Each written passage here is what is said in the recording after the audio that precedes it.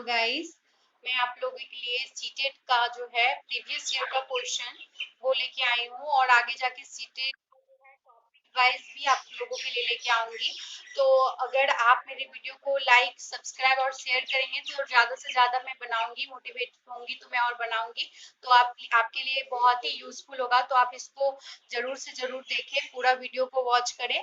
Thank you. Hello guys, मैं CTET 21 जून 2016 का बाल विकास एवं शिक्षा शास्त्र लेके आई हूँ।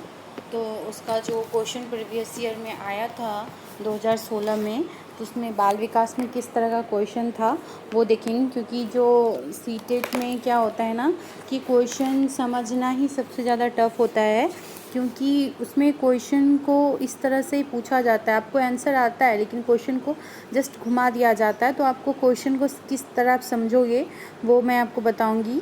तो क्वेश्चन समझना बहुत ज़रूरी है। तो लीजिए मैं स्टार्ट करते हैं।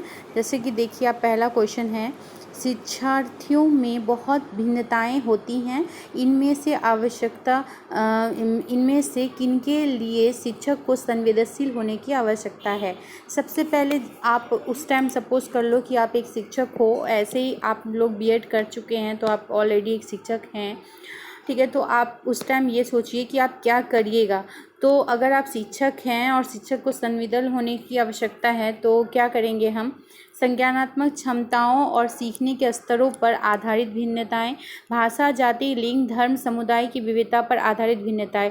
तो दोनों में से आप किन को करोगे। तो नीचे दिया गया है केवल दो, केवल एक और दो, ना तो एक ना तो दो, केवल एक। तो इसमें से हम लोग क्या करेंगे, इसमें से करेंगे हम लोग केवल मतलब दो, एक और दो दोनों। क्योंकि संज्ञानात्मक क्षमता और सीखने के स्तर पर आधारित जो भिन्नता, क्योंकि क्या होता है ना कि हर बच्चे का जो संज्ञानात्मक क्षमता होता है वो भिन्न भिन्न होता है।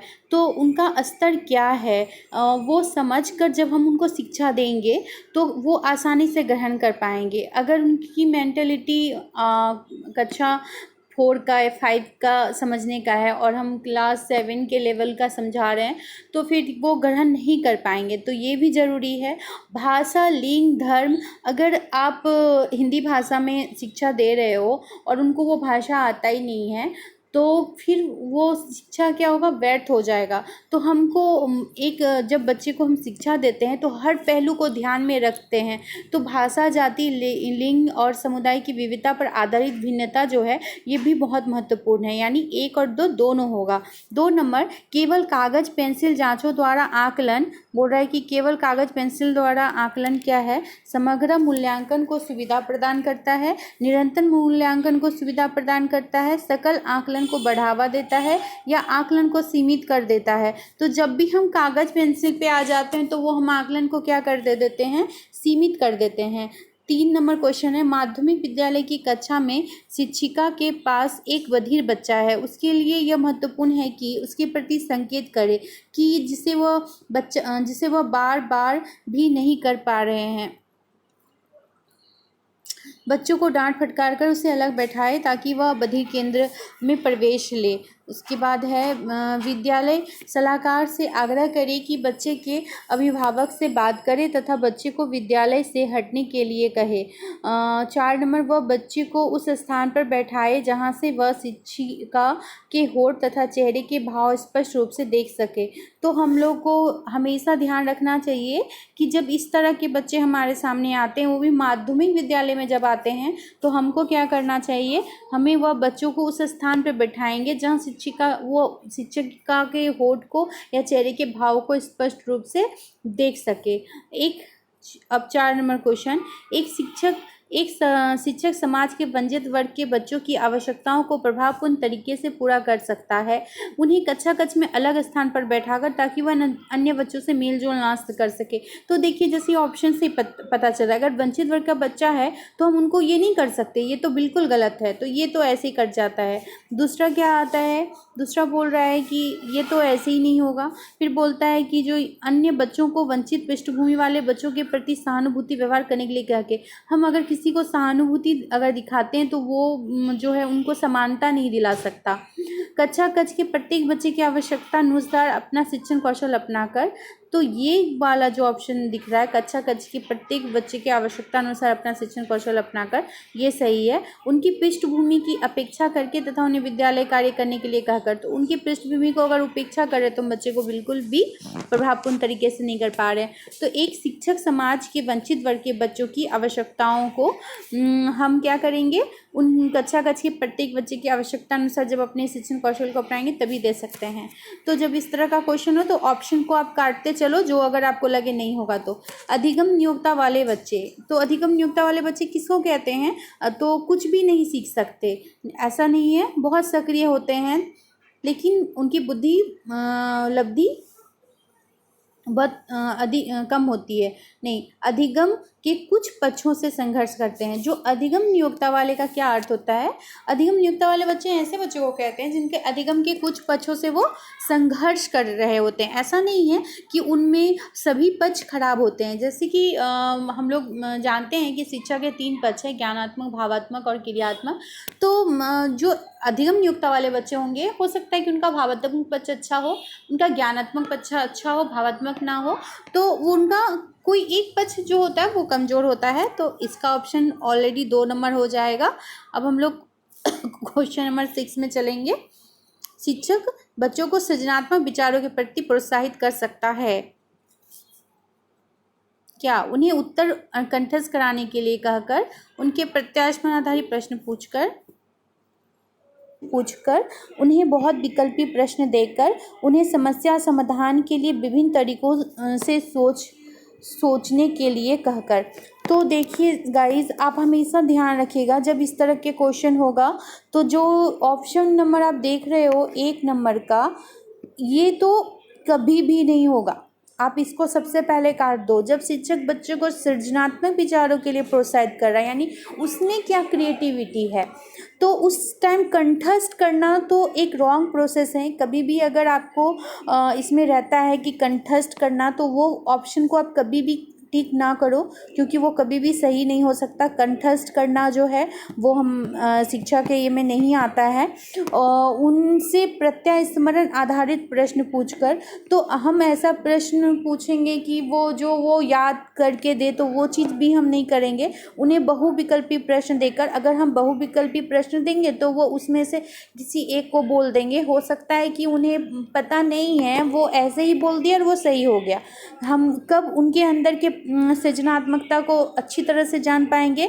जब उन्हें समस्या समाधान के लिए विभिन्न तरीक़े से सोचने के लिए कहेंगे। वो अगर किसी समस्या पर अपने तरीके से सोचेंगे तो वो एक नए तरीके से उस समस्या का समाधान करेंगे। हो सकता है कि वो थिंकिंग आपके पास भी ना हो, बच्चा कुछ नया करके आपको दिखाए।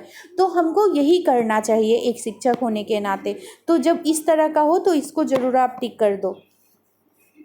नेक्स्ट क्वेश्चन, विशेष आवश्यकता वाले बच्चों के व्यवहार करने के लिए निम्नलिखित दार्शनिक दृष्टिकोणों में से किसका अनुसरण किया जाना चाहिए? विशेष आवश्यकता वाले बच्चों के व्यवहार के लिए यहाँ बोला जा रहा है। तो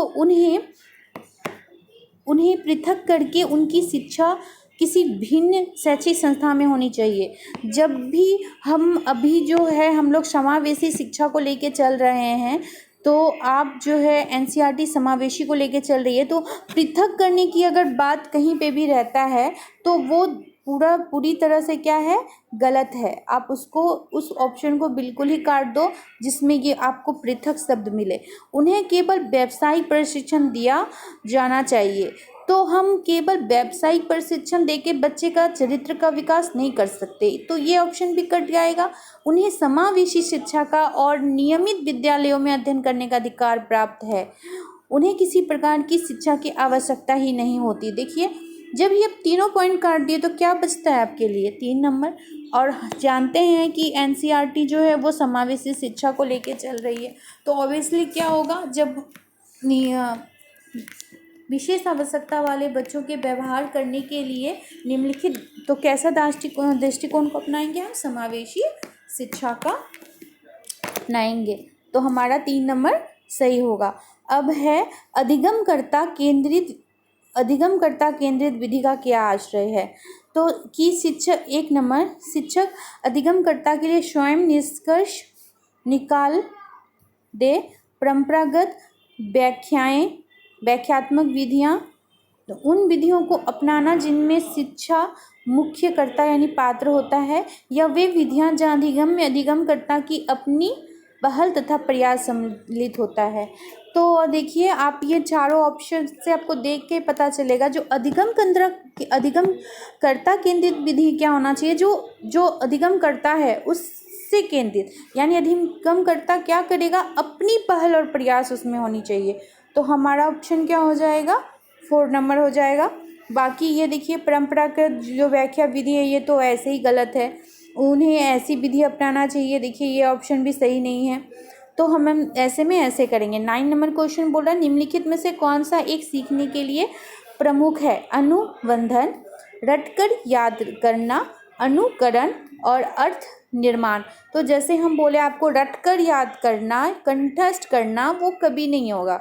अनुकरण दूसरे का हम देख के अनुकरण करके नहीं सीख सकते हैं, लेकिन हमारा जो उस स्तर तक नहीं सीख सकते। अनुबंधन, तो यहाँ क्या हो जाएगा, अर्थ निर्माण करके हम, तो यहाँ क्या हो जाएगा, अर्थ निर्माण हो जाएगा। उसके बाद पियाजे तथा वाइगस्की के अनुसार एक रचनात्मक कक्षा कक्ष में अधिगम क्या होगा, शिक्षक द्वारा दिखवाया जाता है तथा शिक्षार्थी निष्क्रिय प्राप्त करता होते हैं। 2 नंबर उद्दीपक तथा अनुक्रिया के जोर से होता है। तीसरा शिक्षक द्वारा पुनर्वलन किया जाना, और चौथा क्या हो जाएगा, शिक्षार्थियों द्वारा स्वयं सृजित किया जाता है जो सक्रिय भूमिका निभाते हैं। तो पियाजे और वाइगस्की के अनुसार हो जाएगा क्या, चौथा हो जाएगा, शिक्षार्थियों द्वारा स्वयं सृजित किया जाता है जो सक्रिय भूमिका निभाते हैं। शिक्षार्थी स्वयं सृजित करेंगे जो एक सक्रिय भूमिका निभाते हैं। तो पियाजे और वाइगस्की एक रचनात्मक कक्षा कक्ष में अधिगम का अर्थ यही होता है। 11 नंबर क्वेश्चन हमारा क्या है, 11 नंबर है निम्नलिखित में कौन सा आधारभूत सहायता का एक अच्छा उदाहरण है जिसका आशय समस्या समाधान को तब तक सिखाना जब तक शिक्षार्थी स्वयं न कर सके। तो 1 नंबर, इसे आधा समाधान यानी हल किया उदाहरण उपलब्ध करवाना, उसे कहना कि जब तक वह समस्या समाधान नहीं कर लेती तब तक घर नहीं जा सकती। तीसरा, समस्या का समाधान जल्दी होने देने के लिए पुरस्कार देना, और चौथा, उसे यह बताना कि बार बार प्रयास द्वारा कर सकती है। तो आप ही बताइए क्या होगा, तो चौथा हो जाएगा कि वो बार बार प्रयास द्वारा, उसे यह बताना कि तुम बार बार प्रयास द्वारा कर सकती हो, ये ज़्यादा अच्छा होगा। 12 नंबर क्वेश्चन है, आपकी कक्षा में सीखने के लिए विविध शैलियों वाले बच्चे हैं, उनका आकलन करने के लिए आप उन्हें क्या कहेंगे, विविध प्रकार के कार्यों और परीक्षण देंगे। 2 नंबर, परीक्षण पूरे करने के लिए एक समान समय देंगे। तीसरा नंबर, समान अनुदेशन देंगे तथा उसके बाद बच्चों द्वारा परीक्षण में प्राप्त अंकों के अनुसार उनको नामित करेंगे। 4 नंबर, कार्यों और परीक्षण के एक समान सेट देंगे।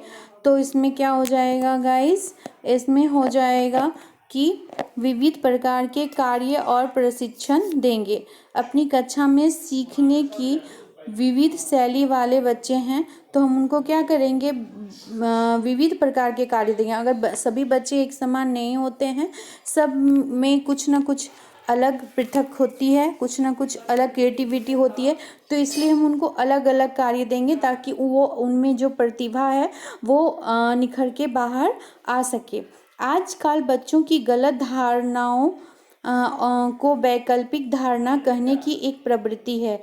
इसे कहा जा सकता है बच्चों की गलतियों की व्याख्या करने के लिए मनोहारी शब्दों का उपयोग करना, बच्चों को उनकी सोच में प्रौढ़ों के समान मानना, बच्चों की समझ में सूझ भेद करना और उनका सीखने के प्रति निष्क्रिय रहना, पहचान पहचानना कि बच्चे सोच सकते हैं और उनकी सोच प्रौढ़ों से भिन्न होती है। तो इसमें देखिए पता ही चल रहा है कि 4 नंबर है कि गलत धारणा को वैकल्पिक धारणा कहने का यहाँ पे हमारा यही अर्थ है कि पहचानना कि बच्चे सोच सकते हैं और उनकी सोच क्या होती है, प्रौढ़ों से भिन्न होती है। निम्नलिखित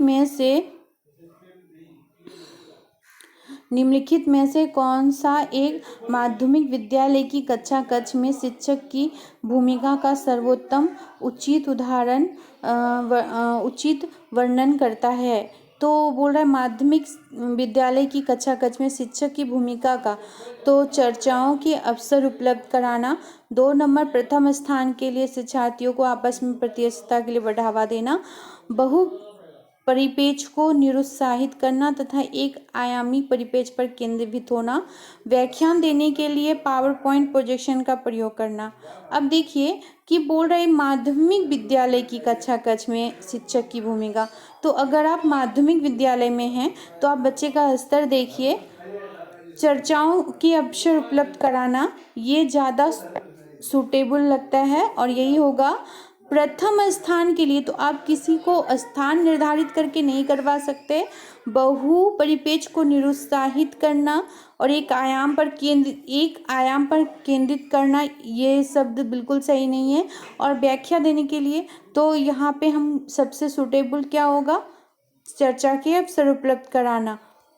अभिप्रेरणा और अधिगम के बारे में निम्नलिखित में से कौन सा एक कथन सही है? अधिगम केवल तभी प्रभावी होता है जब शिक्षार्थियों में भीतरी प्रेरणा हो, सीखने के लिए अंतर्निहित इच्छा हो। 2 नंबर अधिगम केवल तभी प्रभावी होता है जब शिक्षार्थी बाहरी रूप से प्रेरित हो और बाहरी कारणों से प्रेरित हो। अधिगम में प्रेरणा की कोई भूमिका नहीं होती। अधिगम केवल तभी प्रभावी होता है जब शिक्षार्थी बाहरी पुरस्कारों का उपयोग करने से प्रेरित हो। तो यहाँ पे देखिए ऑप्शन से ही पता चल रहा है क्या होगा, बताइए। अधिगम केवल तभी प्रभावी होगा जब शिक्षार्थियों में भीतरी प्रेरणा हो, सीखने के लिए अंतर्निहित इच्छा हो। देखिए जब आप अंदर से प्रेरित होंगे ना तो फिर आपका क्या होगा कि आप कभी भी निराश नहीं होइएगा। और जब अधिगम करिएगा ना तो आपको लगेगा कि हाँ आप मतलब दूसरे को देख के भी लगेगा कि हाँ ये बच्चा जो है वो मन लगा के कर रहा है। लेकिन बाहरी क्या बोल रहा है, अगर बाहरी रूप से आप अभी प्रेरित हैं तो आपको जब हम समझाएं तो आप उतना देर आप सुनने के बाद आप में आ जाएगा हाँ हाँ हमको करना चाहिए। लेकिन कुछ क्षण बाद या कुछ घंटे बाद या कुछ दिन बाद फिर आप जैसे के तैसे हो जाओगे। तो किसी भी कार्य के लिए क्या होता है कि हमको भीतरी प्रेरणा होना चाहिए विद्यार्थियों में, अंतर्निहित इच्छा होना चाहिए। अगर आप में अंतर्निहित इच्छा नहीं है तो फिर अधिगम जो है वो सफल नहीं होता। 16 नंबर क्वेश्चन, सीखने के बारे में निम्नलिखित कथनों में से कौन सा एक सत्य है? पहला, सीखना कौशलों के संचय के समान है। कौशल का संचय के समान बोल रहा है। दूसरा, सीखने को सामाजिक क्रियाएं सुविधा देती हैं। तीसरा, सीखना एक निष्क्रिय ग्रहणशील प्रक्रिया है। चौथा, सीखना विद्यार्थियों के पूर्व ज्ञान पर आधारित नहीं है। तो बताइए क्या होगा? तो इसका हो जाएगा सीखने को सामाजिक क्रियाएं सुविधा देती है।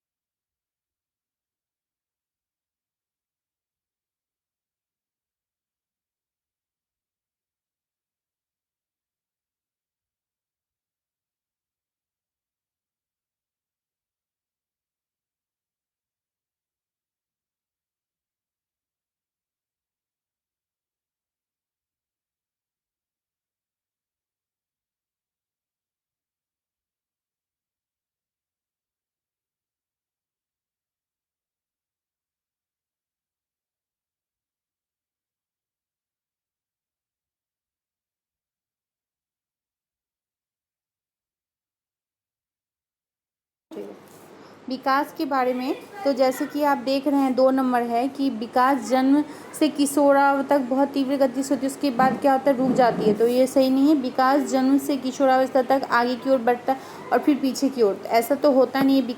विकासात्मक परिवर्तन एक सीधी रेखा में आगे जाते हैं। तो इसमें देखिए सबसे सुटेबल 1 नंबर है विकास के बारे में कि विकास भिन्न व्यक्तियों में भिन्न गति से होता है।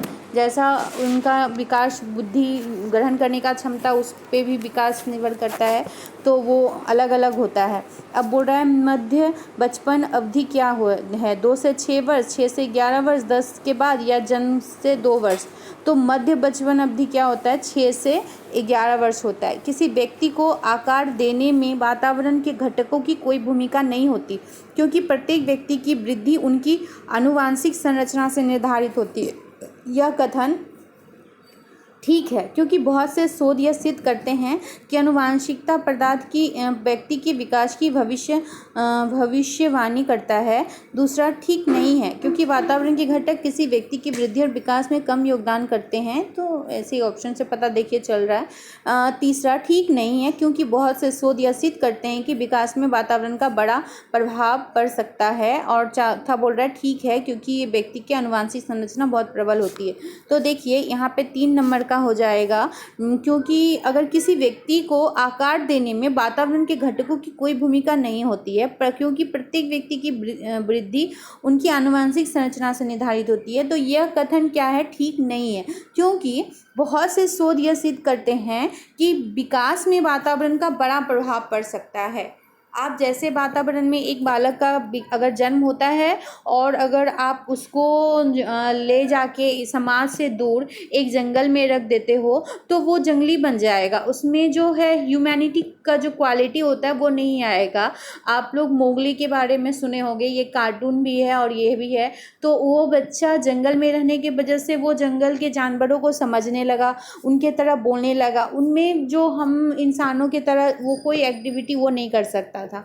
तो ये क्या है, ये वातावरण का प्रभाव है। वो उनका जन्म तो हुआ, वो एक इंसान था, इंसान का बच्चा था, लेकिन वो जानवर की भाषा बोलने लगा, जानवर के साथ रहने लगा। तो ये वातावरण का प्रभाव दिखाता है। तो वातावरण का प्रभाव अगर बोल रहा है किसी क्वेश्चन में नहीं पड़ता है तो वो बिल्कुल गलत है। एक प्रक्रिया है जिसके माध्यम से मानव शिशु समाज के सक्रिय सदस्य के रूप में निष्पादन करने के लिए आवश्यक कौशलों का अर्जन करना प्रारंभ करता है। तो डैश एक प्रक्रिया है, तो क्या होगा बताइए आप, सीखना, विकास, परिपक्वता या सामाजिकरण। तो सामाजिकरण क्या है, एक प्रक्रिया है जिसके माध्यम से मानव शिशु समाज के सक्रिय सदस्य के रूप में निष्पादन करने के लिए आवश्यक कौशलों का अर्जन करना आरंभ करता है। पियाजे के अनुसार विकास को प्रभावित करने में निम्नलिखित कारकों में किसकी भूमिका महत्वपूर्ण होती है। भौतिक विश्व के साथ अनुभव, अनुकरण, पुनर्वलन, भाषा। तो पियाजे विकास को प्रभावित करने के लिए किन कारक की भूमिका को महत्वपूर्ण मानते हैं। भौतिक विश्व के साथ अनुभव, पियाजे जो है भौतिक विश्व के साथ अनुभव को ज़्यादा महत्वपूर्ण मानते हैं, क्योंकि इंसान अनुभव से बहुत कुछ सीख सकता है ना, एक बालक भी। पूर्व संक्रियात्मक काल में आने वाली संज्ञानात्मक योग्यता, जैसे कि आप देख रहे हो पियाजे और वाइगस की, इससे एक क्वेश्चन अवश्य ही रहता है। तो पियाजे का जो अवस्था पढ़ाए हैं वो उस अवस्था को अच्छी तरह से देखना बहुत ज़रूरी है। अगर आप उसको रटते हो तो फिर आप नहीं जवाब दे पाओगे। पियाजे का जो है सभी अवस्था को आपको समझना पड़ेगा, क्योंकि यहाँ देखिए क्वेश्चन क्या करता है, घुमा के देता है।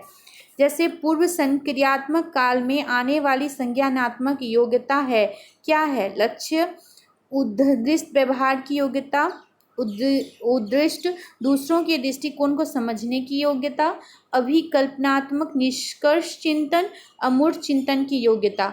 तो इसमें क्या हो जाएगा बताइएगा, पूर्व संक्रियात्मक काल में आने वाली संज्ञानात्मक योग्यता क्या है,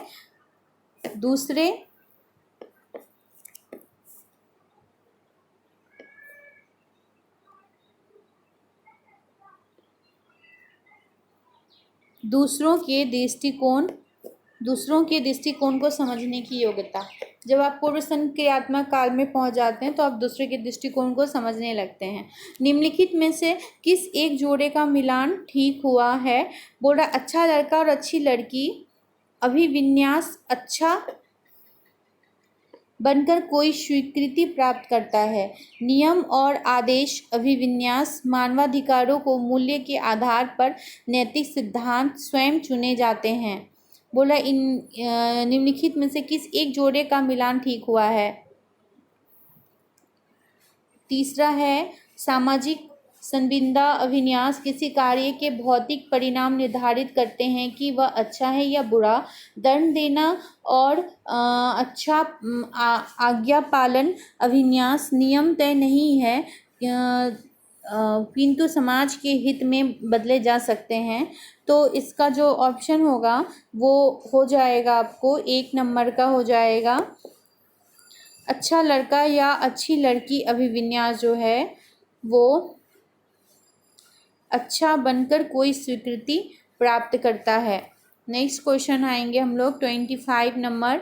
वाइगस्की की संस्तुति के अनुसार बच्चों की व्यक्तिगत वाक की संकल्पना, जो व्यक्तिगत वाक की संकल्पना क्या होगा स्पष्ट करती है कि बच्चे अपने ही कार्यों के निर्देश के लिए भाषा का उपयोग करते हैं। तो व्यक्तिगत वाक में बोल रहा है ये हो जाएगा कि बच्चे अपने कार्यों के निर्देश के लिए भाषा का उपयोग करते हैं। बाकी ऑप्शन भी देख लेते हैं कि प्रदर्शित करती है कि बच्चे बुद्ध होते हैं इसलिए उन्हें प्रौढ़ों के निर्देशों की आवश्यकता होती है, बुद्धू होते हैं इसलिए, तो ऐसा कुछ नहीं है। स्पष्ट करती है कि बच्चे केंद्रित होते हैं।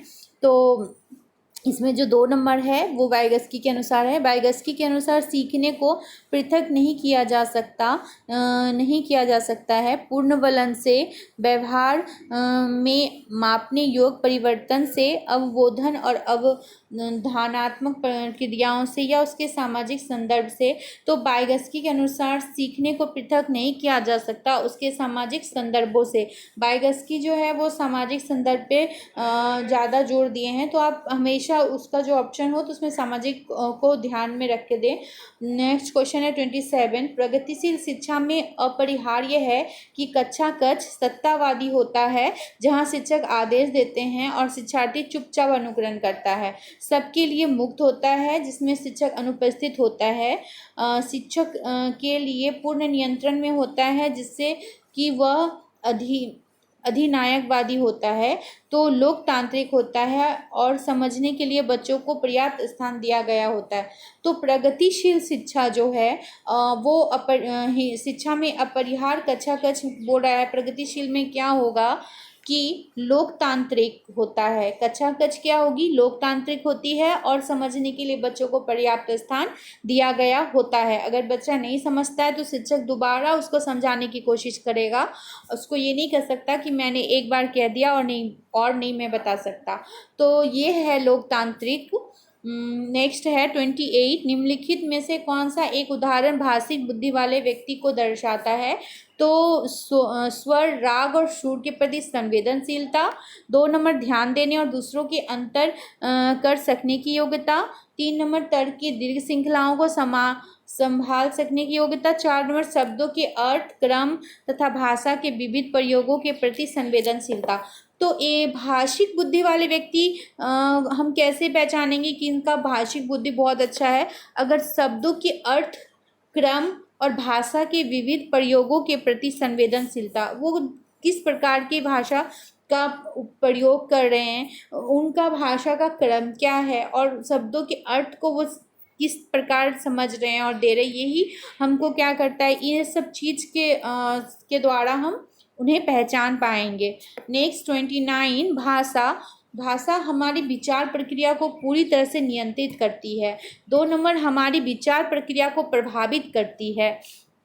3 नंबर विचार प्रक्रिया का निर्धारण नहीं कर सकती। 4 नंबर विचार प्रक्रिया को प्रभावित नहीं करती है। तो 29 का बताइए गाइस क्या हो जाएगा? तो भाषा जो है हमारी विचार प्रक्रिया को प्रभावित करती है। ठीक है, हमारी भाषा बोल रहा है कि हमारी भाषा जैसी होगी, हमारी विचार प्रक्रिया को भाषा अवश्य प्रभावित करती है। तो हम उस तरह का ही अपना विचार को प्रभावित हमारी विचार प्रक्रिया को प्रभावित करती है भाषा। तो यही ऑप्शन होगा। 30 नंबर, कक्षा 8 की एक पाठ्य पुस्तक में इस प्रकार के विचार हैं: शिक्षिका एवं घरेलू काम करने वाली के रूप में महिला, जबकि डॉक्टर एवं पायलट के रूप में पुरुष। इस प्रकार चित्रों के बढ़ सकती है। इस प्रकार का अगर चित्र देंगे तो क्या बढ़ेगा?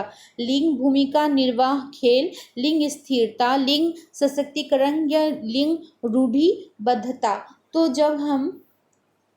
तो इस प्रकार से क्या बढ़ेगा? लिंग रूढ़िबद्धता। अगर हम कक्षा 8 की कक्षा में ये दिखाते हैं कि शिक्षिका घरेलू काम करने वाली के रूप में महिला के रूप में जो है कर रही है, डॉक्टर पायलट के रूप में पुरुष है, तो इससे लिंग रूढ़िबद्धता बढ़ेगा। लेकिन हमको लिंग रूढ़िबद्धता को हटाने के लिए, लिंग सशक्तिकरण के लिए क्या कर सकते हैं कि एक महिला को डॉक्टर या पायलट के रूप में दिखा सकते हैं, पुरुष को घरेलू काम करते हुए दिखा सकते हैं। तो इससे क्या होगा कि वो जो धारणा बनाया है कि औरत सिर्फ घर के काम ही कर सकती हैं, वो बर्तन मांजने के लिए ही बनी है, ये धारणा जो होता है वो कम होगा और बच्चों में ये विचार उत्पन्न ही नहीं होगा कभी भी।